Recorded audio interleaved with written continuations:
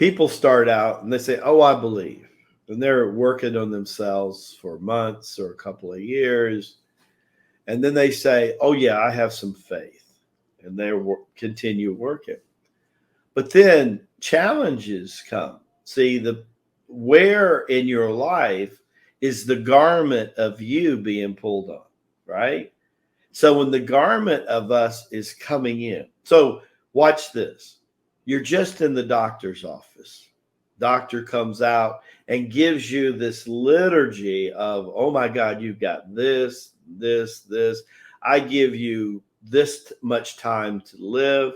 And by the way, I got that sentence in the 1960s, and I was only a child of 12 years old when I had that sentence. So you imagine laying that number on a 12-year-old child. You overhear your parents and the doctor say that your son will never see his 18th birthday, and you're 12.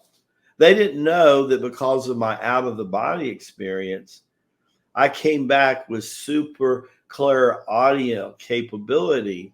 And even though they were at the nurse station 6 to 8 rooms down from where I was, I could hear them talking as if they were across the room over here. And that ability developed for years, years, and years, and years. So I hear this and I go, wow, that's crazy. Now, watch what a 12-year-old that had been out of the body, had seen heaven, had seen Master Rabbi Jesus, had seen Mother Mary, and had actually met Master Lama Boyang in the spiritual. So watch what a 12-year-old does. Most people, that would have been it. They would have caved. They would have caved, right? Now watch what. The doctor walks in and I repeat to them what they're saying. Oh my God, you should have seen the look on my mother's eyes. I can remember it as if it was yesterday. And it was 1968 I'm talking about, right? And they looked at me and I pointed my finger at the doctor and I said, the only time I'm ever going to be in here again is the birth of my children. I'm 12 years old, Ma. The doctor leaves the room. My mother turns to me and says, who are you? You're not my son. You're not the same person that went through that 4.5-hour surgery 2.5 weeks ago. That's not you. Who are you? She was freaked that I had that much conviction. And I looked at that doctor basically and said, no, it ain't happening. I ain't coming back here. I'm not taking your medication. 12 years old with that kind of authority. See, here's the thing.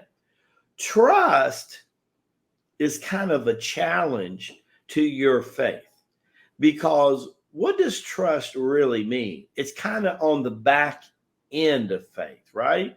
You're saying you're going to have faith all the time, or are you going to have what I call part-time faith? You're going to have faith until the garment of your hem is pulled. See, until somebody shows up, gives you a diagnosis, right?